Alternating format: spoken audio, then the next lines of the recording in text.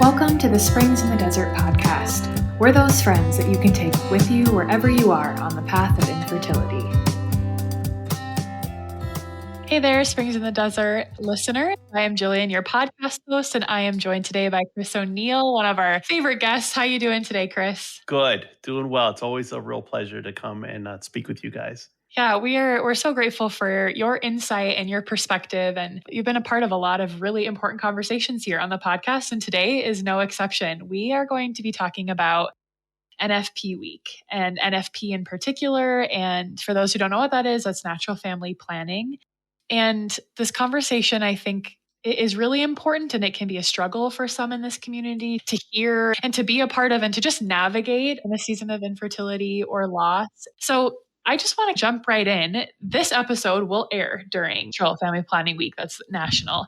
And I'm just wondering, Chris, if you have any thoughts about maybe why this week might be challenging for couples. Why might this be so complicated? I think sometimes I remember anyways, having a hard time putting into words what my difficulty was with having infertility, wanting to know what's going on in my body, wanting to value the body that God gave me and what the church is teaching. And so what are your thoughts about that? Yeah, I think, first of all, natural family planning, rightly and for good reasons, gets a lot of attention, especially among the circle of people that are committed to the Catholic worldview and the church's traditions and wanting to live up to what the Catholic Church calls us to. So and that's a different community than the general culture. The general culture thinks that NFP is weird and doesn't even know what it is or what it's about. And so there's all of this effort from within the church to articulate ever more clearly and more forcefully what its teachings are. And so you get a lot of messaging. You're close to the church. It's like being close to the speaker at the concert. It's like blasting in your face really hard, really loud. And if you're struggling with infertility or if you're going through loss and you have all of this demand to be open to life and to be more open to life and not be whatever, it doesn't really apply to me. And secondly, this is something that I've said, and I think Springs in the Desert articulates quite often. You never find a woman or a couple more open to life than someone struggling with infertility. Like, they don't need to be told to be open to life. They're like hyper open to life. That's what they're going for. And so it can be frustrating. It can be demoralizing. It can make you feel not heard or seen, as if the only people out there who aren't having children are the ones who are contracepting, and sometimes well-meaning, but not necessarily very thoughtful or understanding people come and start making assumptions that you're not having children because you're contracepting, or don't you know contraception's immoral or whatever. And so then you put yourself in a position where you're having to defend yourself, and and you feel like people are being suspicious of you and of your explanation and all of that. It becomes real complicated, and you want to shut all of that off or go away or disappear or just not be part of it all. And that makes sense. It's not surprising. That's how people would respond who are in this season of loss or infertility. Yeah, I really appreciate that point, because I do think that kind of clarification of audience, like who is this for? Who are we talking to? I think applies to a lot of different situations in the church that cross over with infertility. And I think that's a great way to maybe my next question. Sometimes we get the question in the community that we wish that this kind of more holistic understanding of NFP incorporated a concept, a talking point, something about infertility in marriage prep, so that the couples who are experiencing this might have a resource or some tools or some way to navigate this. And as someone who works at a diocese, what do you think about that? How could we increase that? How could our diocesan staff members maybe increase their awareness or incorporate that into the conversation? Yeah, I think I'd make a comment before that, Sure. answering that question in set context, is that oftentimes in diocesan ministry or in a parish ministry, we're like, let's add another talking point, or let's make sure we're covering this base, or let's make sure we're not saying that. And then what ends up happening is you're piling on so many qualifications on the message that you're saying. I'm not saying this, and I really mean to say that. I don't, that the message becomes really muddy. And the reason for that is it's not just a technical problem. It's not just as long as you add this one talking point, then you fix it or something like that. I heard that you guys have this hashtag you're using of changing the, what is it? How does it Changing, go? yeah, hashtag changing the infertility conversation. Yeah, changing the conversation about infertility. And that's because you have to, I think what's needed and what's called for and what Springs is trying to do is relaying the foundations for the whole conversation and putting it into the right, into a context that actually is adequate for the whole human experience. So it's not a matter of making sure you don't offend those people who are struggling with infertility as a group, but also speaking to those women who are tempted by contraception as a group, and is trying to cover all the bases to be able to talk to women as a whole and talk to married couples as a whole with the whole experience and the whole human reality centered around fertility, which includes infertility, hyperfertility, regular fertility, like the whole story. And to be able to speak to that whole story and to become more aware of that and to be more attentive to that whole thing so that we're not giving into the temptation to divide us all up into all these little groups. And so that's the answer. What can dioceses do? And one thing that you can do is to think more holistically about what exactly the church's teachings on natural family planning really are.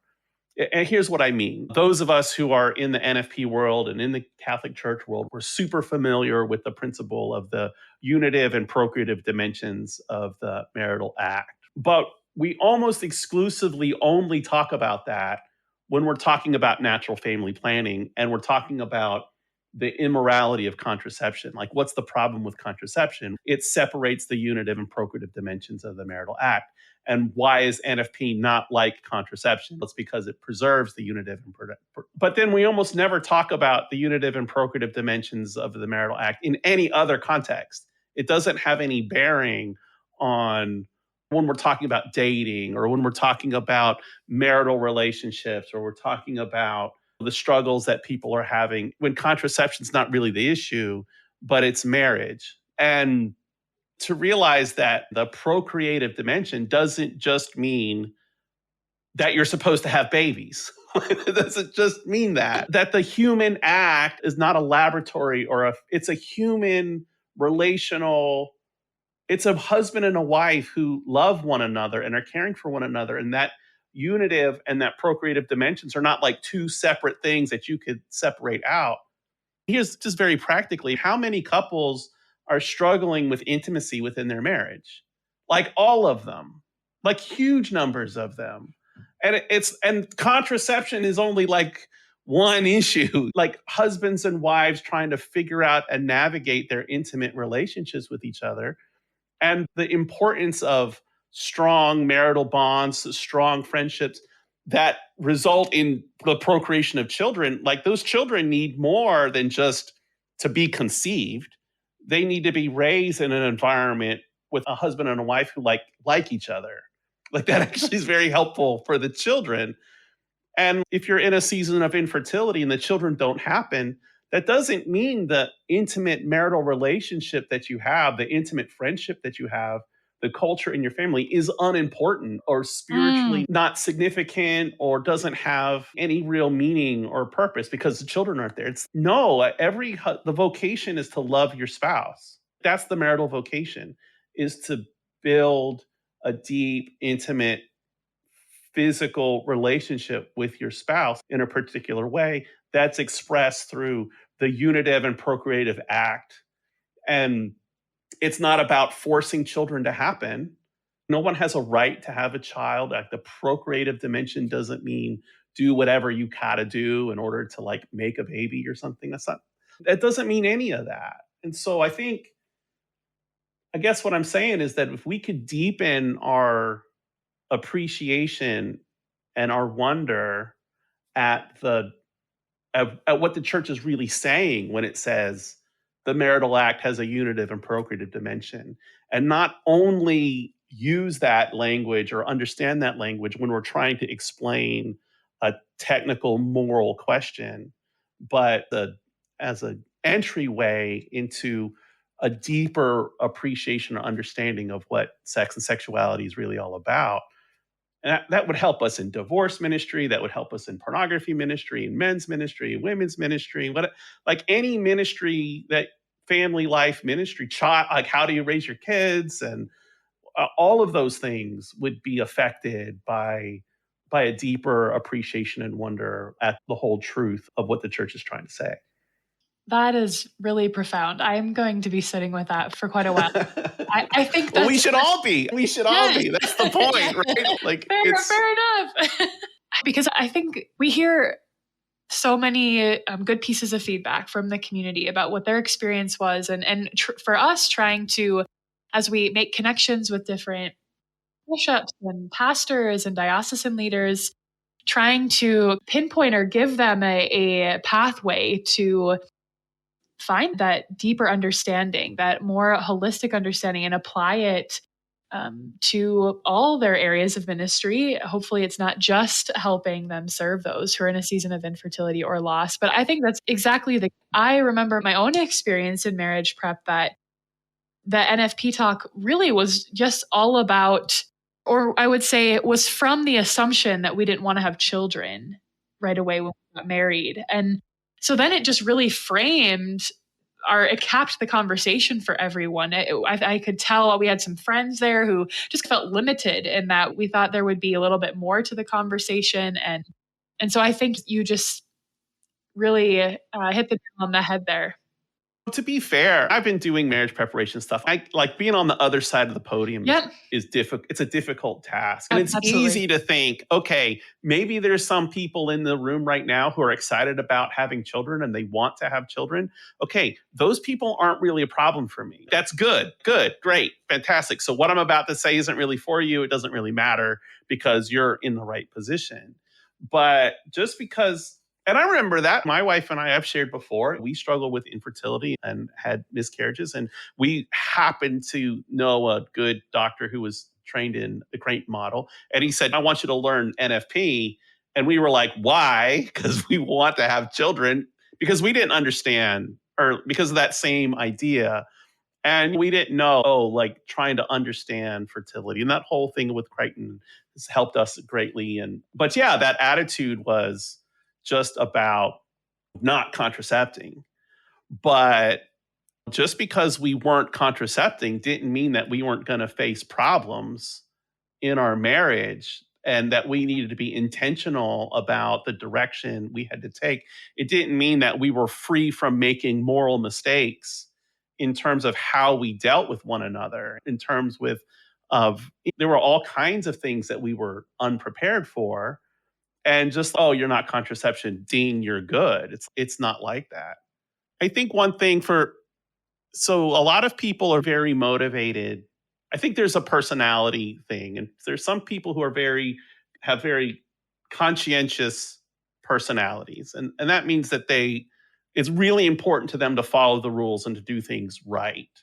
And a lot of those people end up teaching natural family planning, and like the people who are doing this ministry tend to be really conscientious and good, right? Good.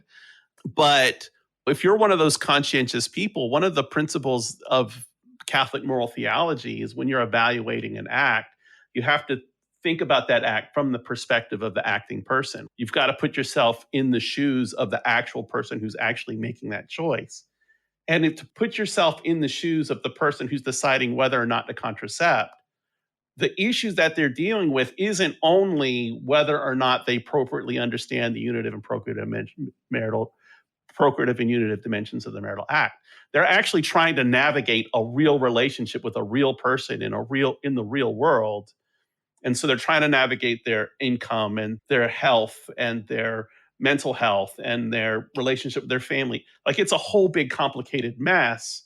And it's not until you put yourself in the real shoes of a real person that you can see why contraception is attractive. But But that's the same attitude that you need to have for someone who's entering into marriage and they're open to life.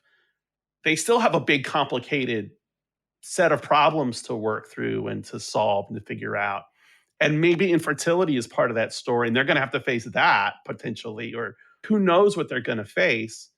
And again, that's not to question the wisdom of the church's teaching on contraception. It's just that in our presentation, are we providing just technical rules to follow? And as long as you follow these technical rules, A, B, C, D, then ding, you're good. Or do we appreciate that our relationship, what the church is teaching is the nature of the human relationship, which is more complicated and richer? And are we presenting our moral principles in a way that's adequate to that whole reality?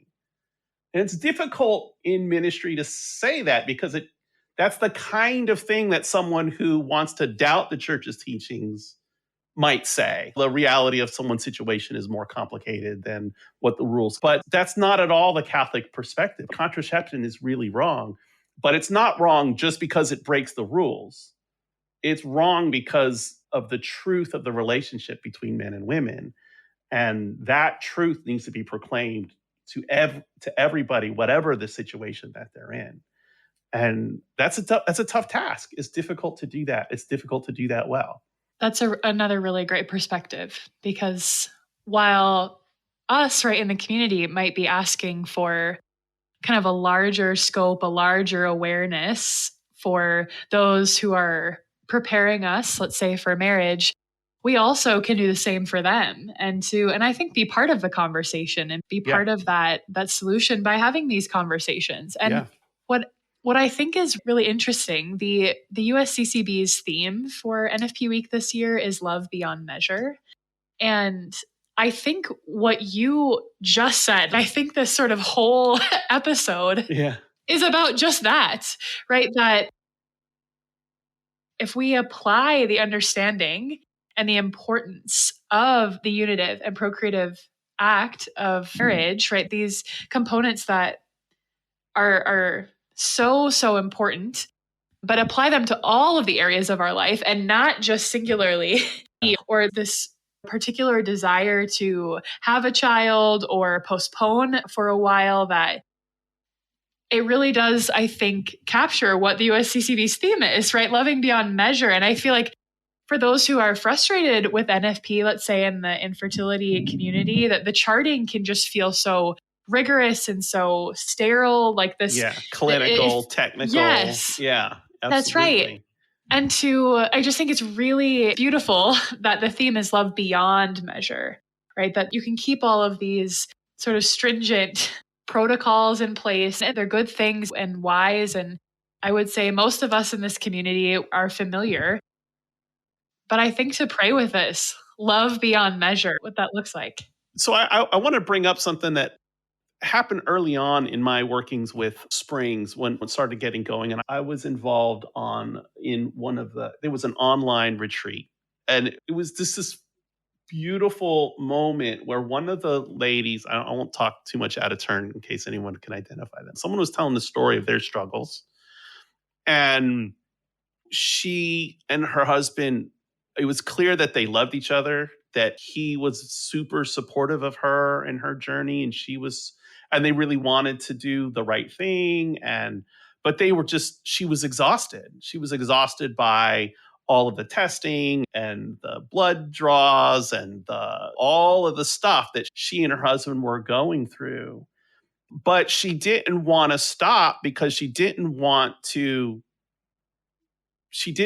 not be courageous. She didn't want to not be generous. Like, she didn't want to quit just because she was suffering, if this was what God was causing her to do. And so clearly, like, very generous, open-hearted, like, beautiful witness to what was happening.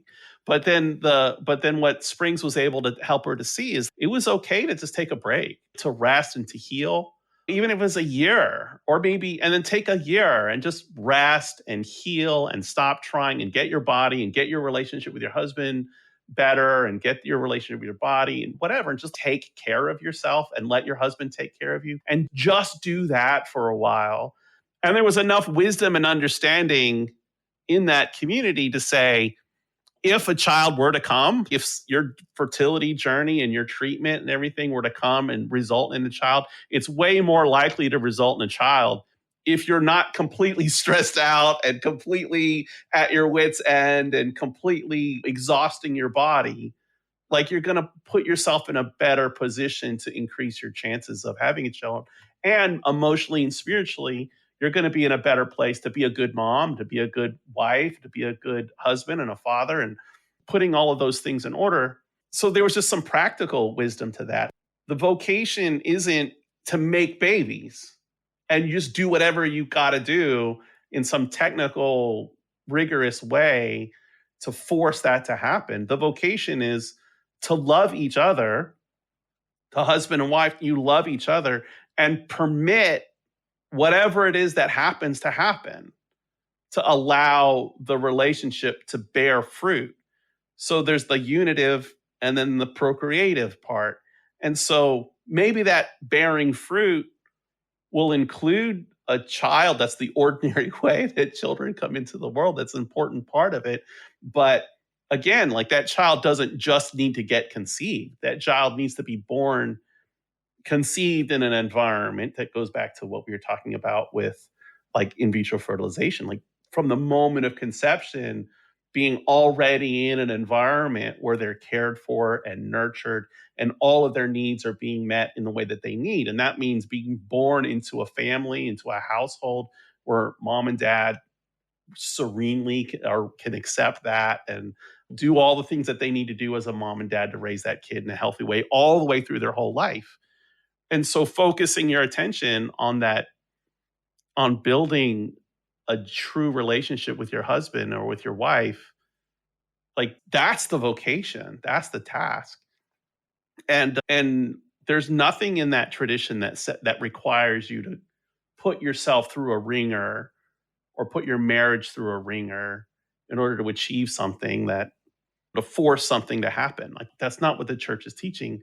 And I think for people who have children, that's super important too, because let's just say you go into marriage with that attitude and you just happen to be one of the people who are able to have children without too much difficulty. That child comes and now you think you're like, it's something that you've made or something that you've created, not thinking of that child like a whole other person and the right attitude towards the person is to love them and not to like force them to become some ideal that's not yours, that's not theirs. So I think there's a lot to consider there. But the main thing that I would want to say is this openness to life doesn't mean a moral requirement to have children at any cost. That's just not what that means. And we could all bear thinking about that a little more deeply. Yeah, I was just writing down some of the things you said because I think, yeah, we can all think about that. Part of changing the conversation and widening this understanding of what the church is saying is a task for all of us to do. And luckily, we don't have to do it alone. We can do it together and have these conversations and ask good questions and search for the answers. And so I'm just really grateful for this conversation, Chris. I think that we like to start conversations here, and I think we started a good one. So thank you, Chris, and listeners. We are praying for you during this NFP week. We hope to hear from you. Let us know how Love Beyond Measure is going for you in your prayer life. And yeah, it's an honor to serve you. We'll see you next time. Thank you so much for joining us for this Springs in the Desert podcast episode. We would be so grateful if you took a minute to rate and review us so that we can reach more listeners.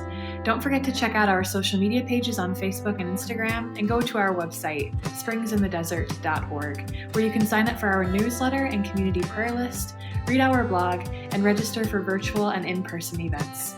Most importantly, remember that God loves you so much, and so do we.